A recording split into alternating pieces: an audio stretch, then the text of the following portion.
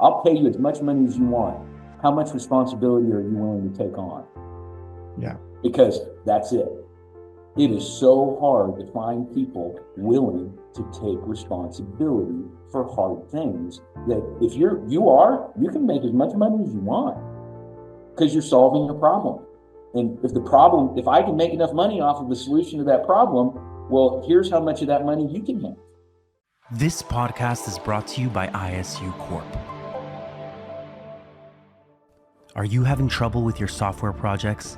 Is there a project that's taking too long or a technology you can't handle? We can help. We are ISU Corp, experts in custom software since 2005. With almost 20 years of experience, we can solve any technical problem from new businesses to satellite software. We've done it all.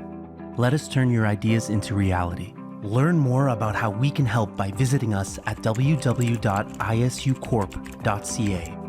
Your solution starts here.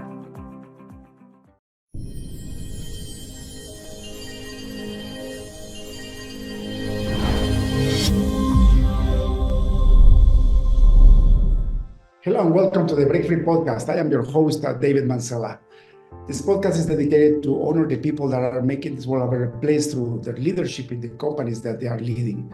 And today we have with us Kevin Price. Welcome, Kevin, to the show. Thank you, David. Kevin, for the audience, can you tell me your full name? Where do you live and what do you do for a living? Kevin Price. I live in Inglewood, Colorado, just south of Metro Denver. And I founded a company called AccuCode in 1995 when I was 26 years old, and still leading it today.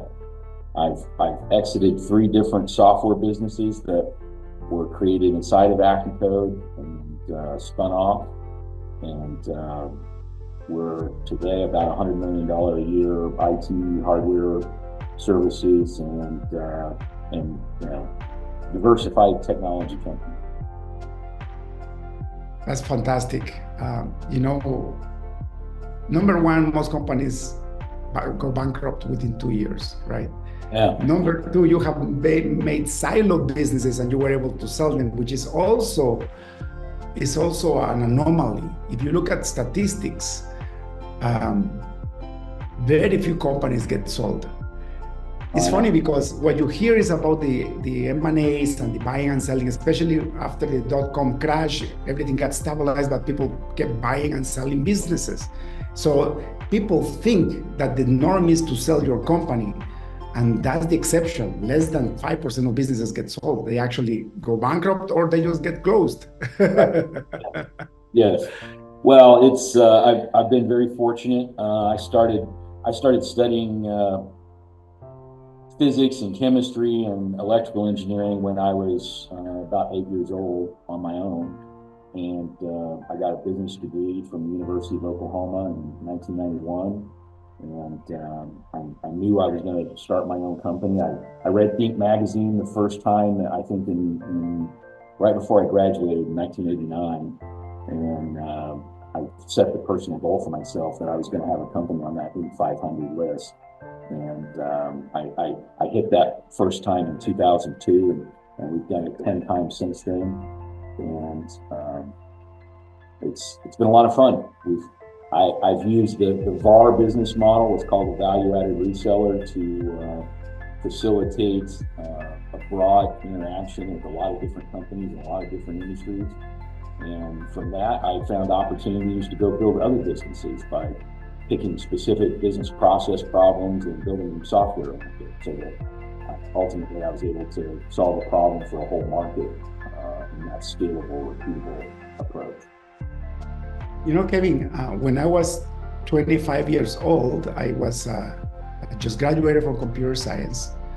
And I also promised myself to open my own company, which I did. Back then, the government was backing loans from a private bank if you had the idea to open an IT-based business. So here I am as a fresh software developer from university, thinking I was going to have a consulting firm writing software for other businesses. Yeah. And that turned into a complete failure. And about 2 years later, I almost went bankrupt. And I thank God that somebody came Software's a in with hard a way big to check to buy me out. Yeah. Custom software development is a very challenging business model. As I say, it's very difficult to scale artwork, and custom software development is artwork because you're trying to accommodate a customer and their plan and their vision for how to solve a problem. I bought a Commodore 64 when I was 9 years old, and I taught myself BASIC, and that's really the only computer language I ever learned. But I understand the computer and the circuit board and the processor and object-oriented code, and I understand architecture and how to put the pieces together. It's allowed us to go solve really big business process problems by applying technology to it, the hardware, the software, services, so that, as I say, I want to solve the same problem the same way for an entire industry vertical, and I want to do it in a way that it's so cost effective that there's absolutely no reason why anybody would ever say no to that.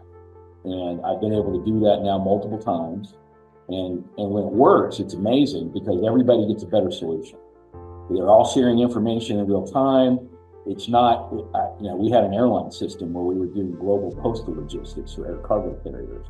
And they were literally sharing 60 different airlines were all sharing one system in real time. And if they had a relationship to a transaction, they could share real-time visibility of what was happening in that transaction.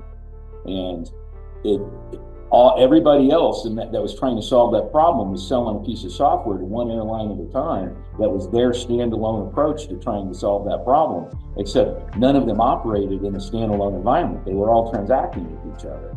And trying to sync up all of those different companies using different instances of different pieces of software becomes almost impossible. But if you all agree to solve the same problem the same way, all of a sudden everybody gets a better outcome with a much lower cost. And that's been my best exit. I sold that business for $26 million to a public Canadian company back in 2018. And I still own AccuCode. I don't have any long-term debt, and I don't have any outside shareholders. I still get to run the company the way I see fit. And I've had the privilege to have a very positive impact on the lives of thousands of people over the last 28 years. And it's been a privilege. I don't think I'll ever retire. I tell people I get paid to help people and to solve problems. And I really enjoy what I do, and I can't imagine not getting up every day or not having something to go do. And Kevin, that was going to be my next question. But before I go to that question, my comparison was I was about the same as you, with the same desires as you, and I ended up having to assemble clones and sell clones to pay the rent. Right. And I started making money with that, but my profit margin was 5%. When the clones came back after a year for warranty, the 5% went away on the warranties. Even though my supplier will give me the parts for free, the labor will eat me alive. So Right. within 2 years, I was in deep debt. Yeah. And I attribute that to two things. I didn't know how to run a business. I thought that I was a software developer that I could get hired professionally when I was just a junior coder, Right. super inexperienced. The blessing that I had is that somebody came with a big check to buy my hardware business because I had over 1,000 clients already, but I was losing money every month. So I didn't go bankrupt, thank God. And I was so naive that when I sold that business, I sold it for the amount of debt that I had, because I was inundated in problems. I didn't know that they had more value because of the brand, the market. Right. In fact, the guy that wrote the check to me asked me 5 times, "Are you sure?" I'm like, "Yes, I'm sure." Like I was thinking maybe he's gonna, make up his mind and not buy this thing, But this is the point, like how does somebody, a 26-year-old with no business experience, become successful with a technology company? Well, by nature, I'm a process engineer. My passion is understanding things. And if you'll give me the opportunity to stop and study it, I want to understand it.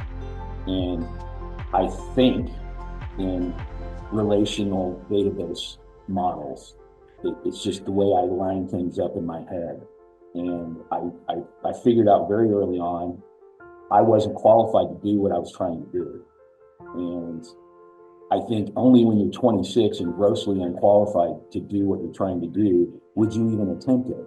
Because it takes that youthful, just pure self-delusion that otherwise, a more mature, a more rational person wouldn't even attempt it, because they would recognize, oh, I'm not qualified to do that. But I was 26, and my first child, what I thought was my first child, ended up being born just a couple of weeks after I started the company.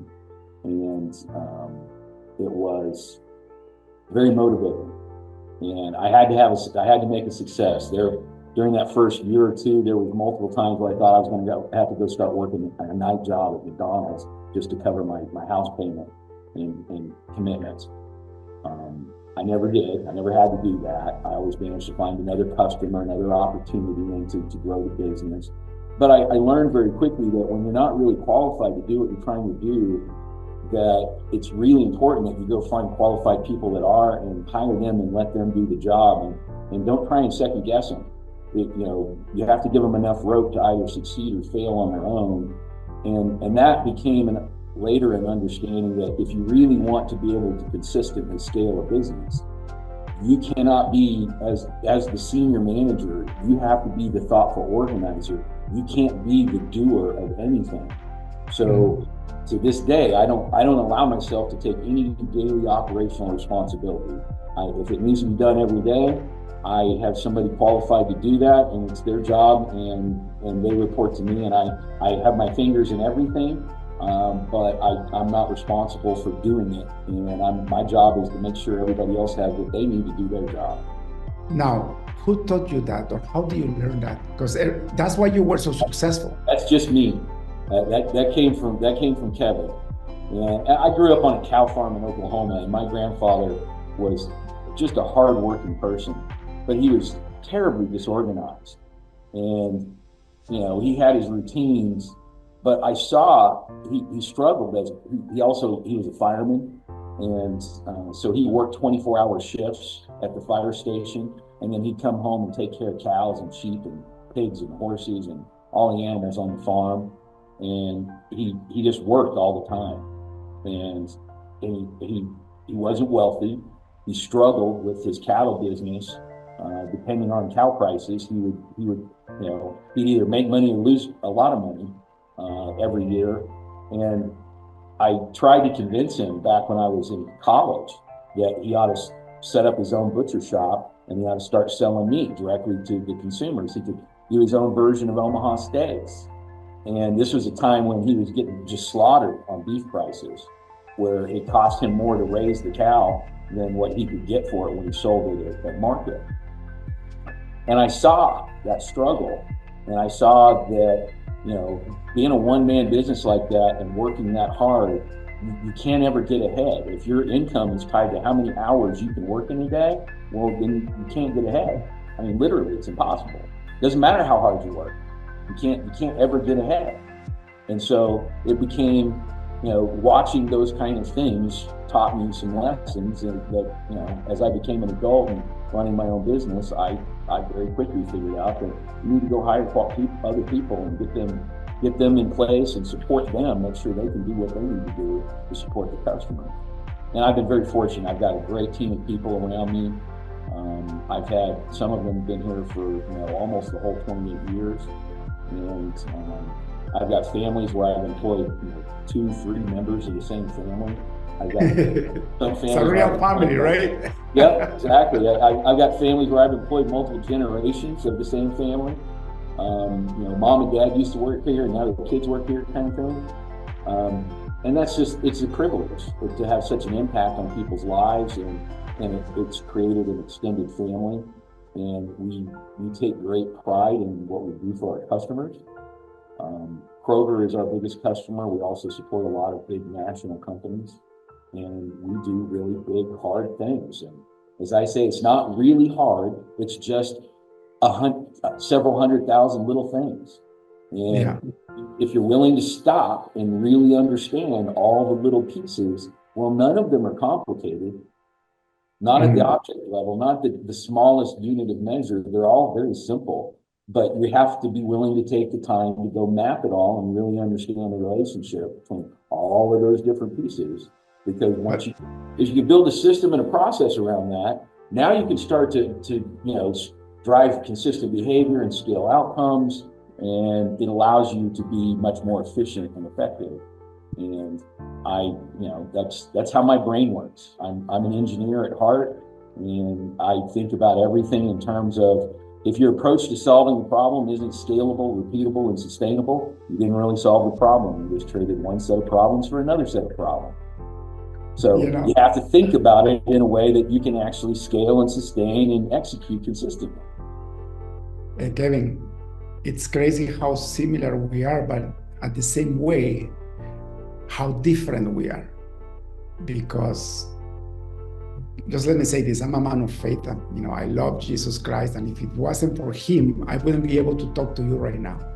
Just take out the idea of making sure you have somebody to do the job, not yourself.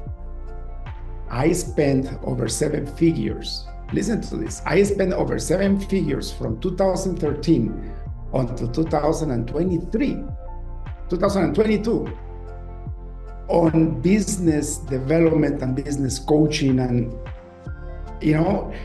I was 3/4 of that money when I finally clicked in 2019 that I had to delegate absolutely everything. So by 2013, so in 2012, my company always went bankrupt. In 2009 and 10, we grew so fast that in 2011, I collapsed. And then I grew it again, and then I collapsed again in 2013. That's when I decided, okay, I have no idea what I'm doing. I need somebody to teach me. And I kind of knew that I needed to delegate, because I had a mentor that told me, if you will not stop writing code, I will never teach you anything else. Go and get better people than you to write the code. But I was in love with the art and science of writing software, and doing architectural work. But it wasn't only, listen to this, on 2019, Kevin, until my business, I had to go to a business coach that teaches billionaires how to become billionaires. And I paid a lot of money to do that. And then he finally taught me the concept, who, not how. And I finally understood. It's like something broke my brain that said, how come I haven't done this before? So you know what I did? I said, I'm going to get myself 2 or 3 years to completely automate my main business, which is the hardest business to automate, the custom software solutions company. And the first thing that I did is I hired a president. And this president now is still in place, and he retired me. Now, I run 7 different companies, but the other businesses is just because I learned how to co-create. So basically, I grab another entrepreneur. He's lacking something that I have within my team. We join both together, create a new business, and they run it. I am not part of the leadership. I'm just the chief advisor officer on those 6 other businesses. But my main company, it took me like 17 years until I learned how to do what you are doing since you were 26. Like I said, I'm a lucky guy. I started out very smart, and I understand things from a quantum physics level up. And when you think about the world in those kind of terms, it makes it easier to be gracious. It makes it easier to be patient, and it just gives you a different perspective.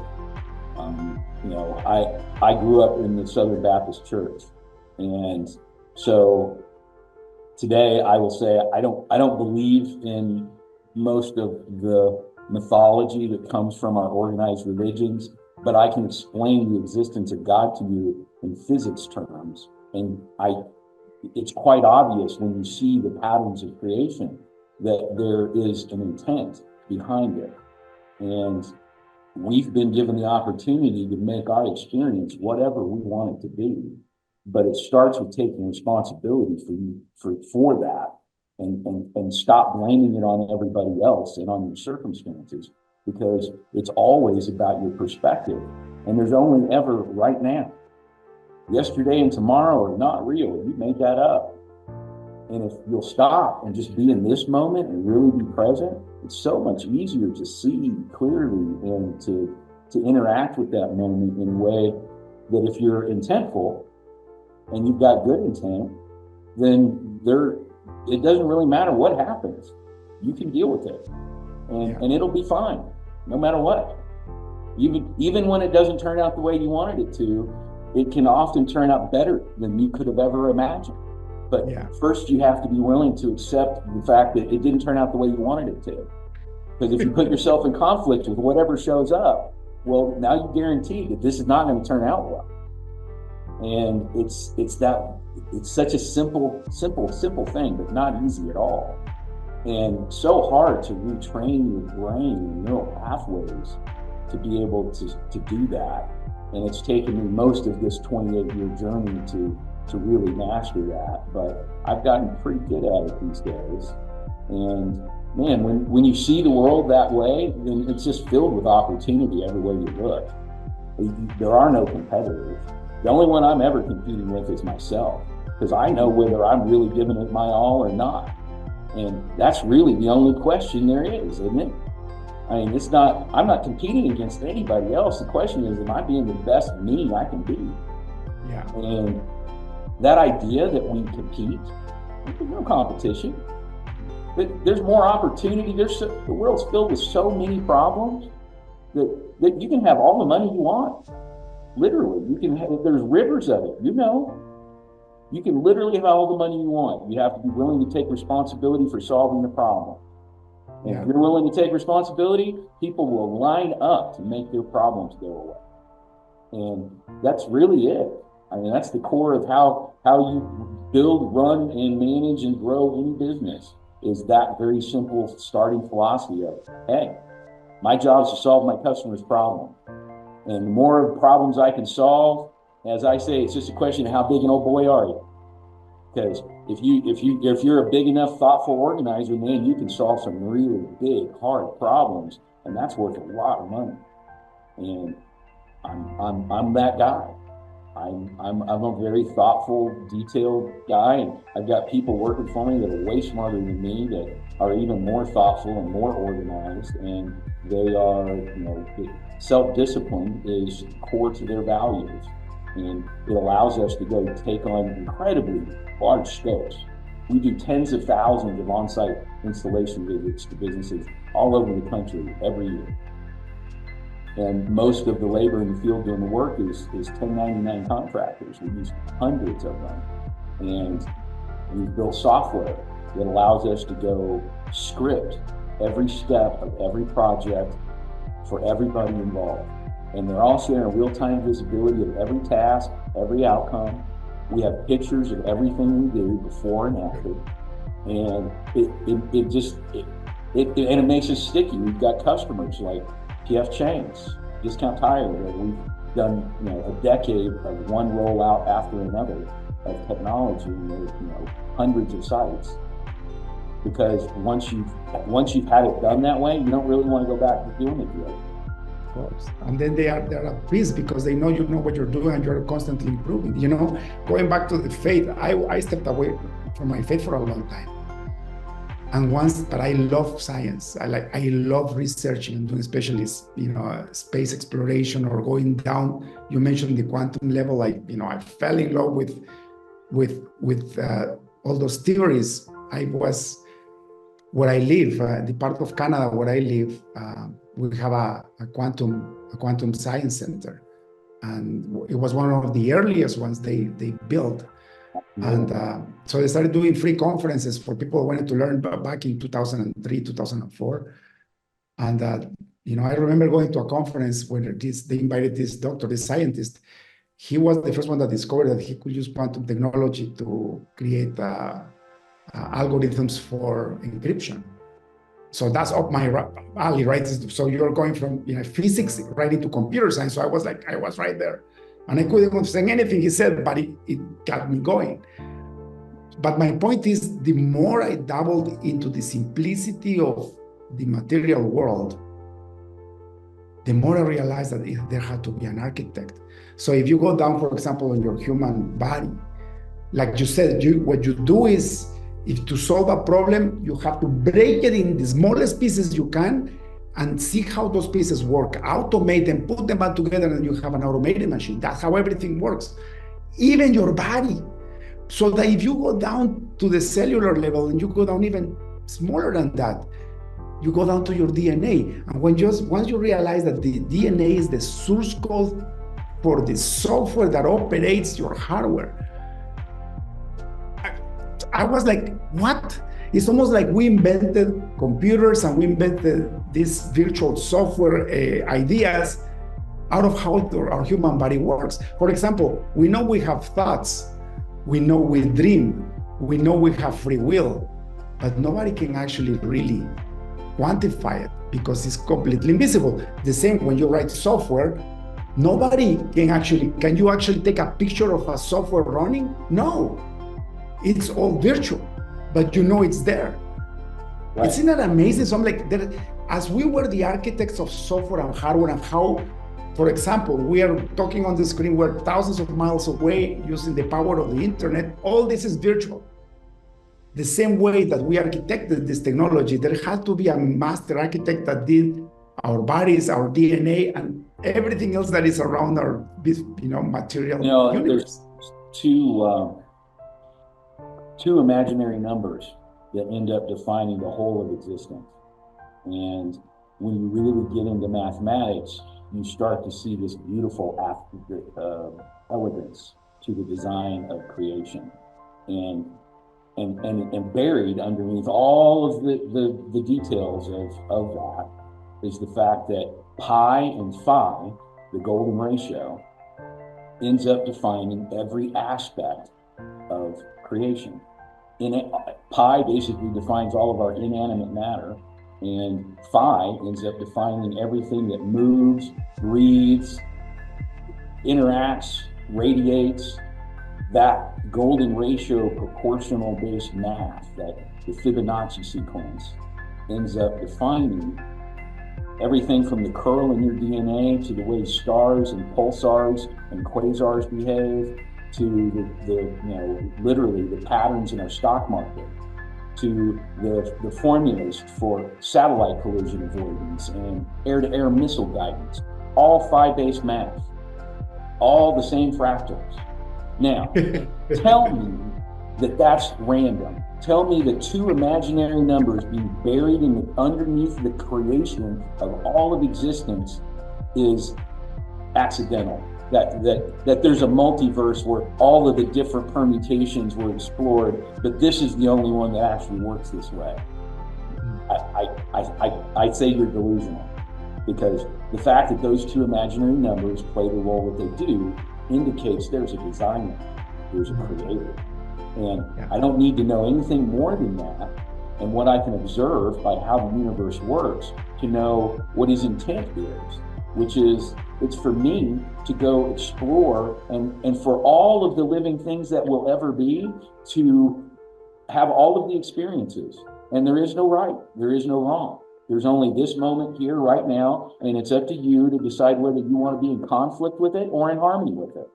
You know, the original ancient Hebrew word for sin literally means disharmony. Sin is to be in disharmony with your moment. Mm-hmm. There is no black and white, right or wrong. There's just a question of, are you in harmony with your moment or not? Because you can choose not to be, it's okay. But there's a very explainable physics outcome when you choose to be in harmony. Harmonic resonance is the only mechanism in creation where I can get more energy out of the sum of the parts than I can. 1 + 1 can equal 4 if we hum together just right. Mm-hmm. That's harmonic resonance. And that's life. When you choose to be in harmony with your moment, all of a sudden, there is no right or wrong. There's just this moment right now and the opportunity in it, and you can choose to pursue it or not.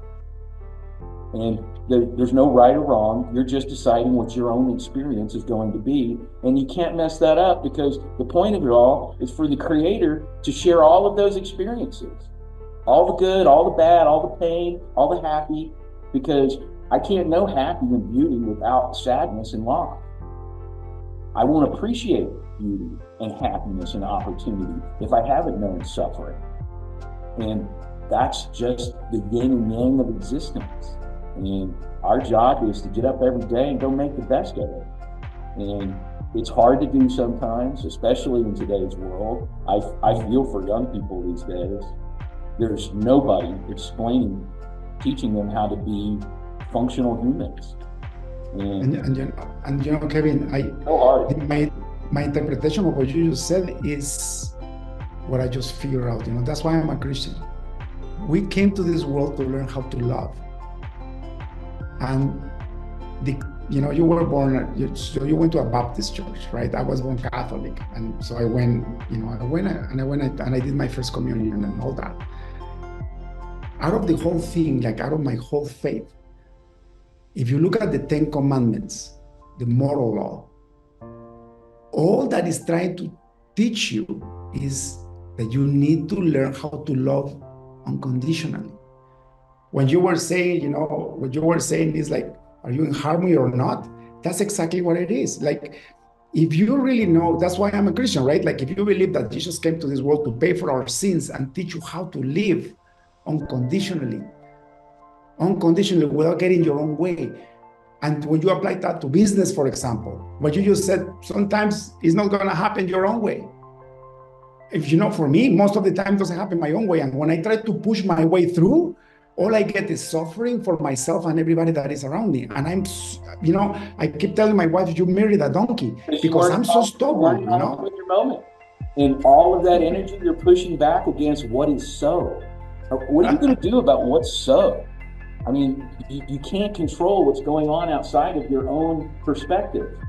But if I own my perspective, if I choose to have a positive outlook regardless of what's going on out here, it's transformative.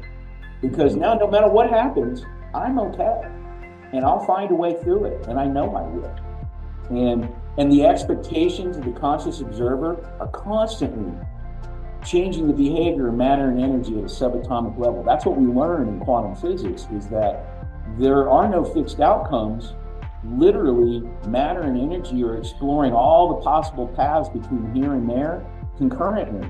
And it's you, the observer.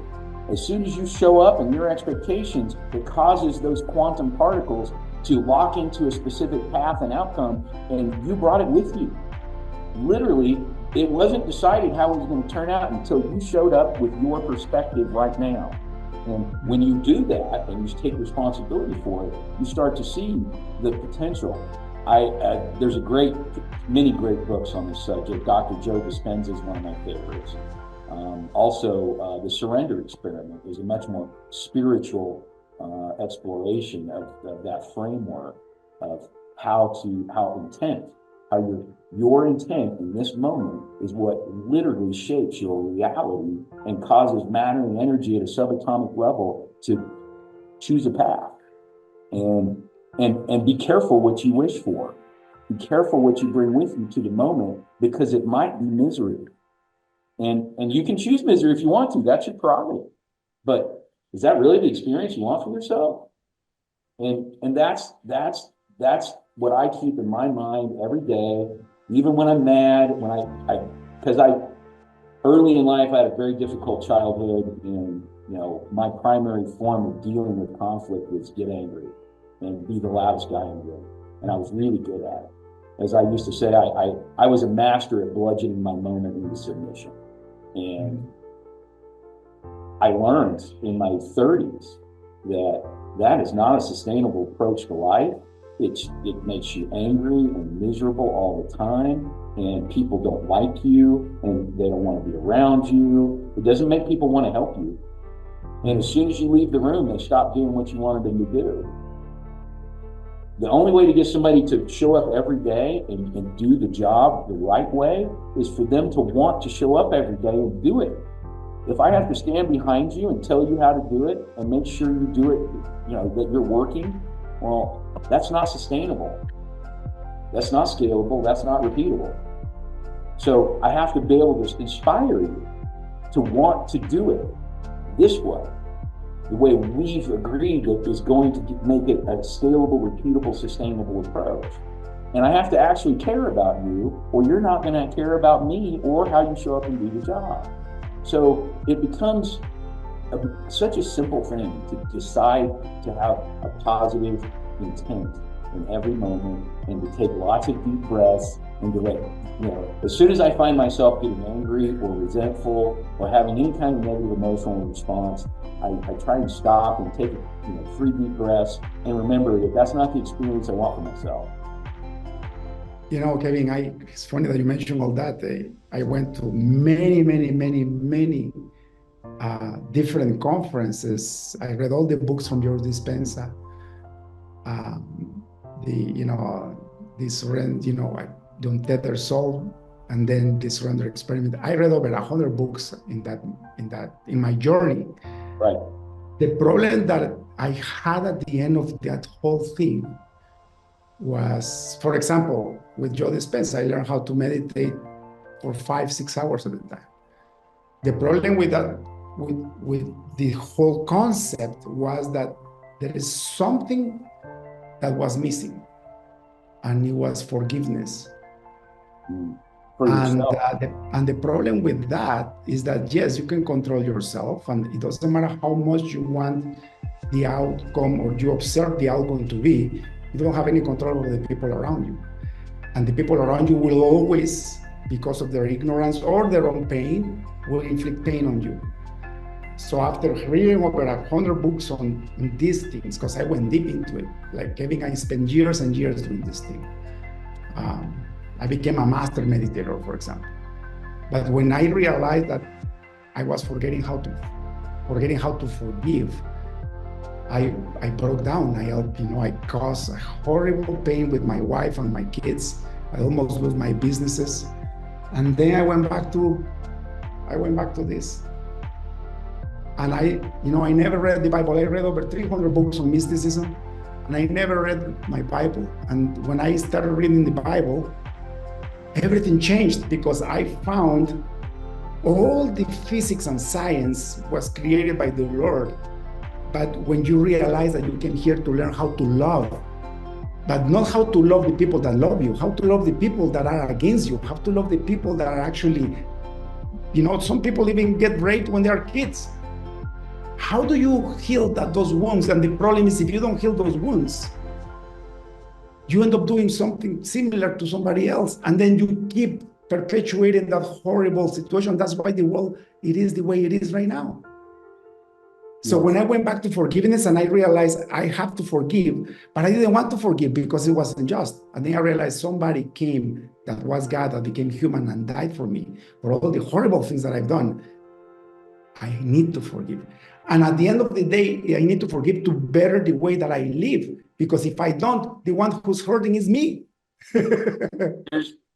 Here's my non-religion version of that. And it goes back to that issue of perspective.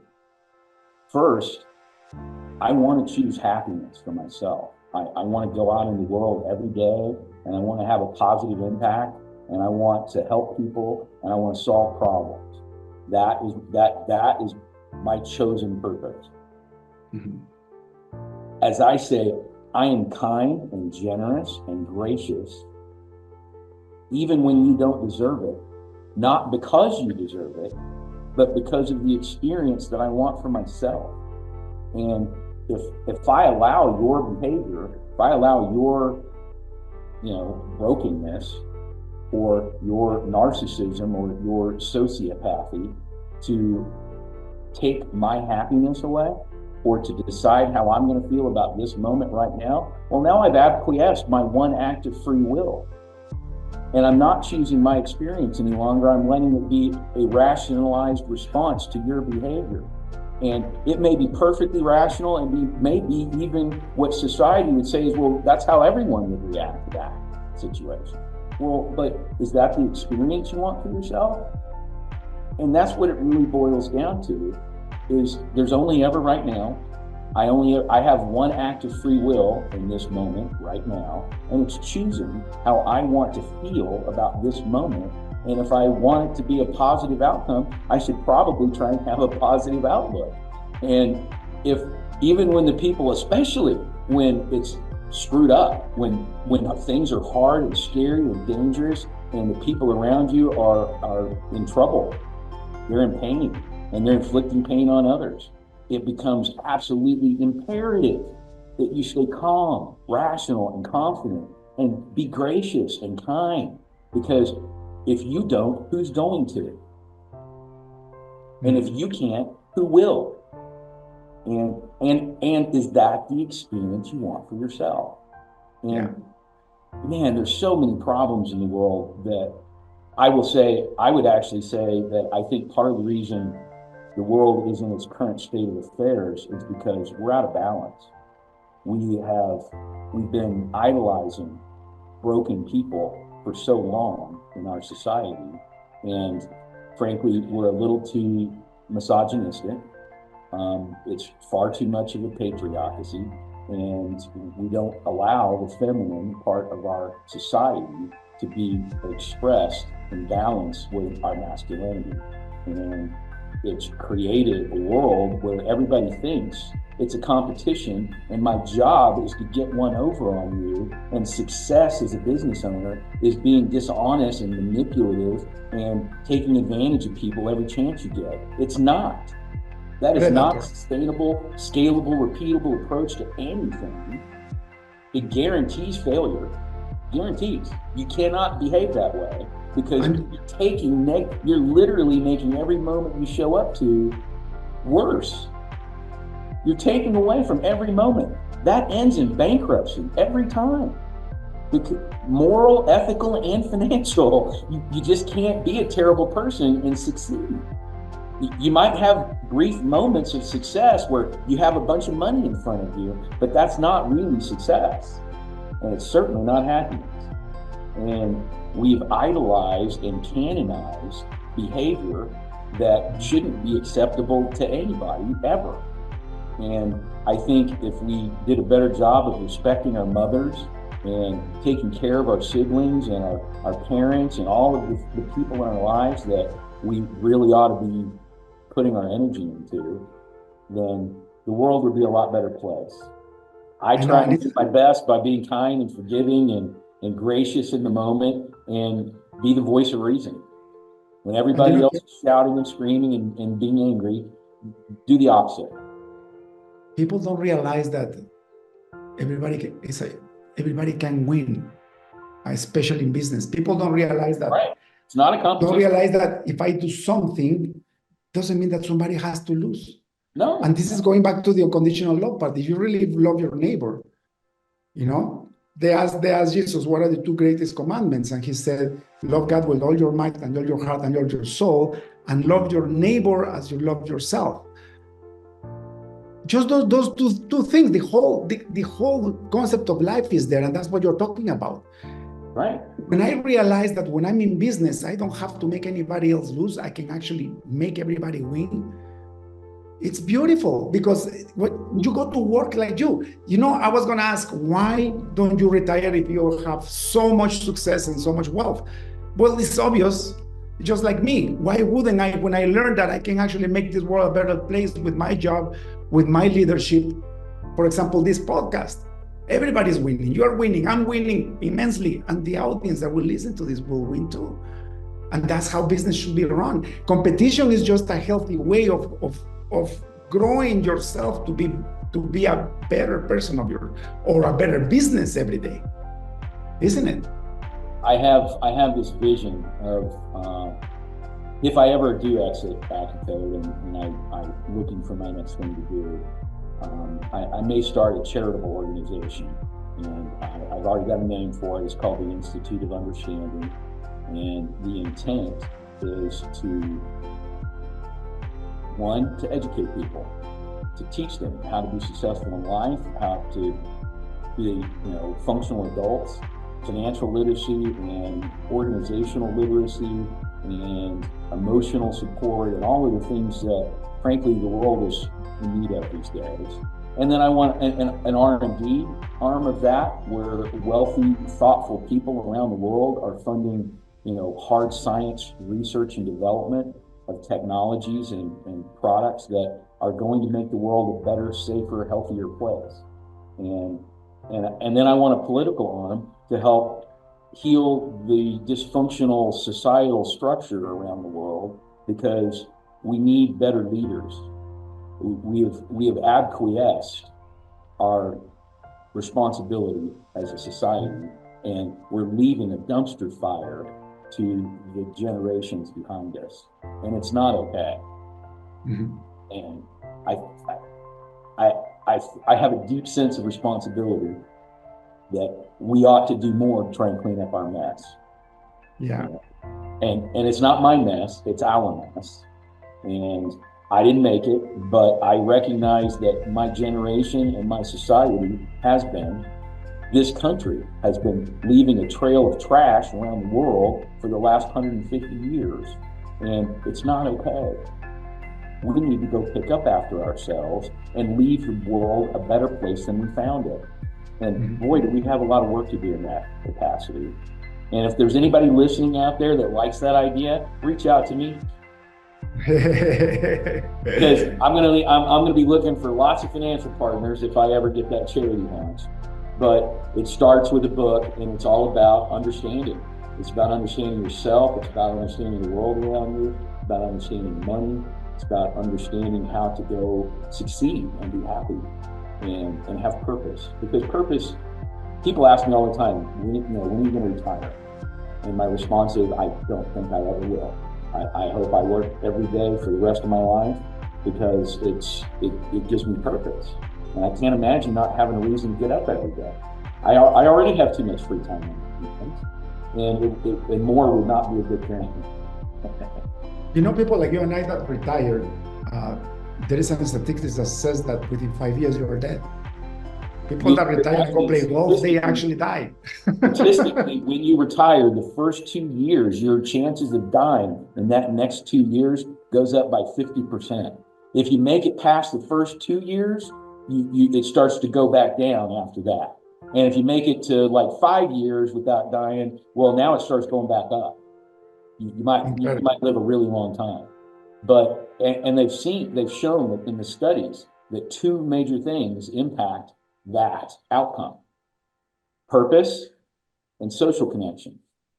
Do you have friends? Do you have a strong social circle? Do you have people that you care about and interact with often? And do you have a reason to get up every day? Because if you don't really have a reason to get up every day, your biology senses that and literally says, okay, wrap it up. Let's shut this down. We've lost purpose. Time to go. It's crazy. I was listening to a preacher yesterday. He went to Spain, into this old town, and he saw 3 old men sitting on a chair, on a rocking chair. And I asked him, hey, how are you guys doing? And the 3 of them said, oh, we're here waiting death. They were literally waiting to die. What a horrible way to waste your life, isn't it? Yeah, I can't imagine.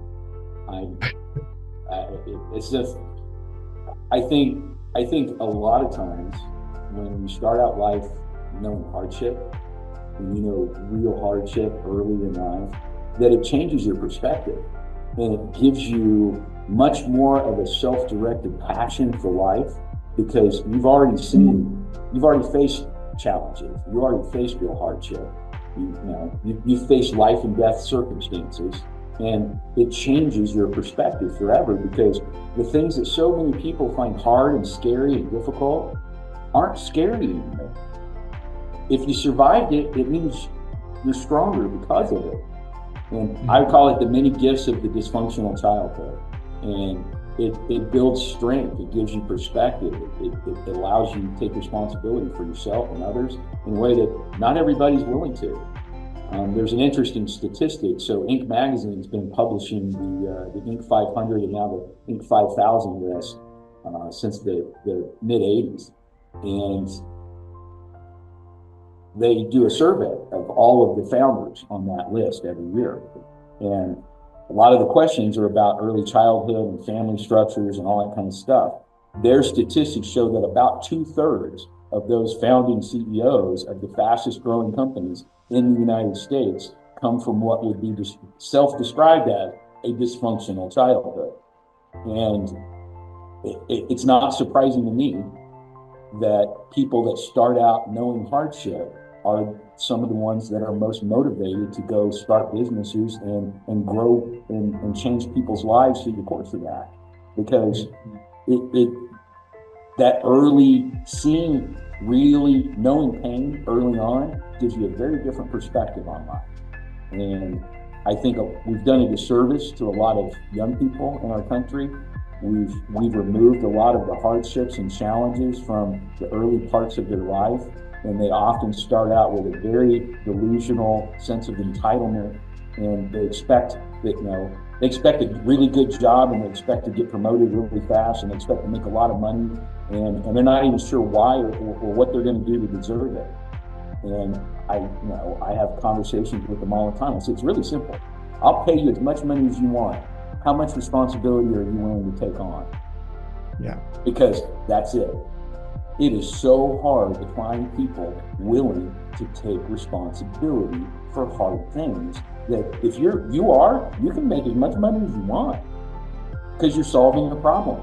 And if I can make enough money off of the solution to that problem, well, here's how much of that money you can make.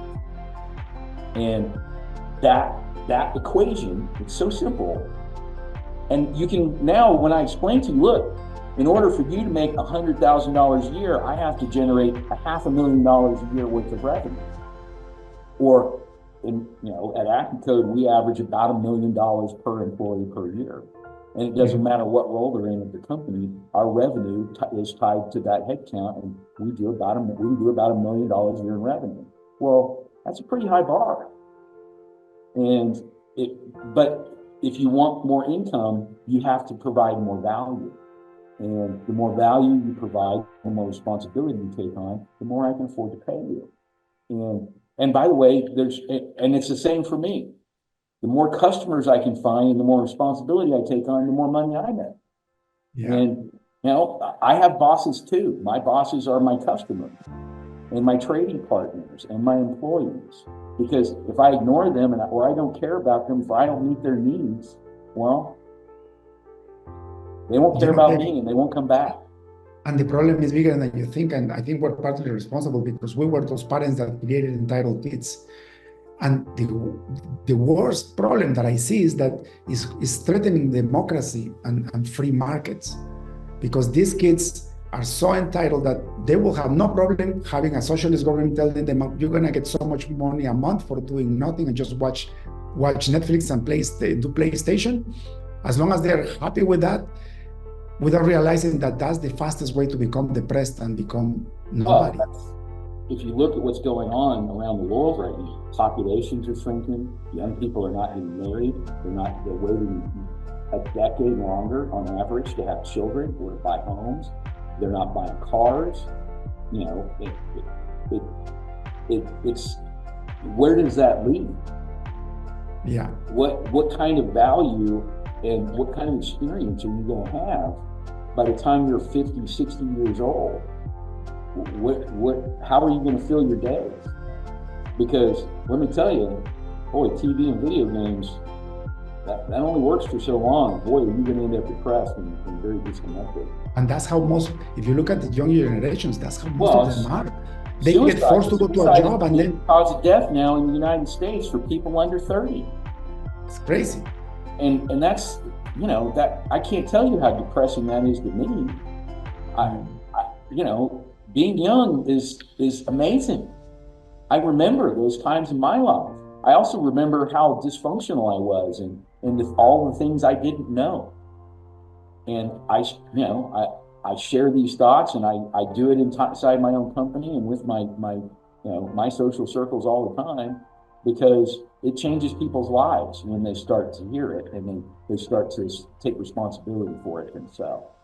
And it's, the world's filled with opportunity, and why wouldn't we want to get up every day and go make the world a better place? Yeah. Because you just don't know. It's just, again, your heart is broken. You don't have a clue what this life is about, and you feel entitled. I think that's the worst that we have done to society.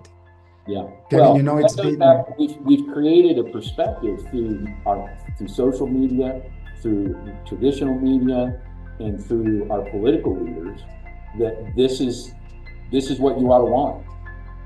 We have created generations of consumers who believe that it's somebody else's responsibility to provide for them and take care of them. And there's no sense of self-responsibility, there's no sense of community unless they're online with their buddies that they play video games with. I know, it's so sad. And that's not really a community. You don't share any physical space. And just like this interaction, I've seen the studies about the difference in our brain waves when we're in the same room with each other versus when we're having a video discussion. Mm-hmm. It's not the same radiant energy exchange when we're not in the same room with each other. And our brain waves prove it. The amount of activity going on in our brain is about a quarter of what it is during a live face-to-face interaction versus a video call. Well, so that, again, we're shorting ourselves. This is a tool of convenience, and it makes it cost-effective and easy for us to have a face-to-face conversation. But that also means that we're giving up 2/3 of the whole interaction because we're not in the same room together. Mm-hmm. And that's an analogy for life. Don't phone it in. Exactly. Don't phone it in. Literally, you're missing out on about 2/3 of the whole thing if you just phone it in. Show up. Be there. Be here in this moment right now. There's only ever right now. And I hope that just hearing this helps at least one other person for that. Beautiful, Kevin. Thank you so much. It's been 55 minutes. I promised only 45, but the That's conversation right. got very intense. I want to respect your time. I'm going to give you one last question before we finish the podcast. If you had access to a billboard in front of the busiest highway on earth, what would you write on it? Oh.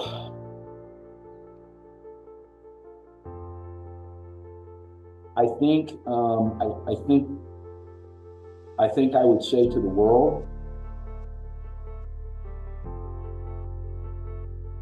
take responsibility for your one act of free will. Choose your perspective carefully. Beautiful. If people will do that. From my perspective, it literally is our only act of free will. Don't give it up. Don't acquiesce it. Don't let somebody else decide what it's going to be ever.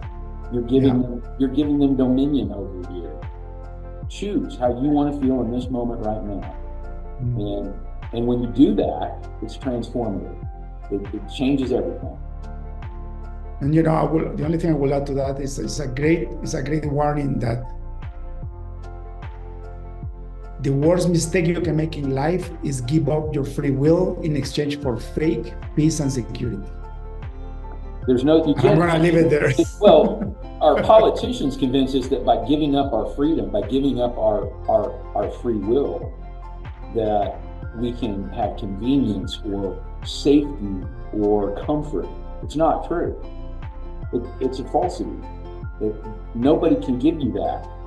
Yeah. There's only ever right now, and your best opportunity to be safe, happy, and comfortable in this moment right now is to take responsibility for how you feel about it. And once you do, and you start to choose it independent of your circumstances, it changes everything. And all the books that we talked about today all have some part of that message at their core. And I encourage everybody to go enlighten yourself. Thank you so much for your time again. This has been a great podcast. If people would like to find more about you, where can they find you online? AccuCode.com and LinkedIn. Wonderful. I don't do any other social media. Yeah, me neither. God bless, Kevin. Have a beautiful rest of the week, and thank you for being in the show. All right, take care. Nice to meet you, Kevin.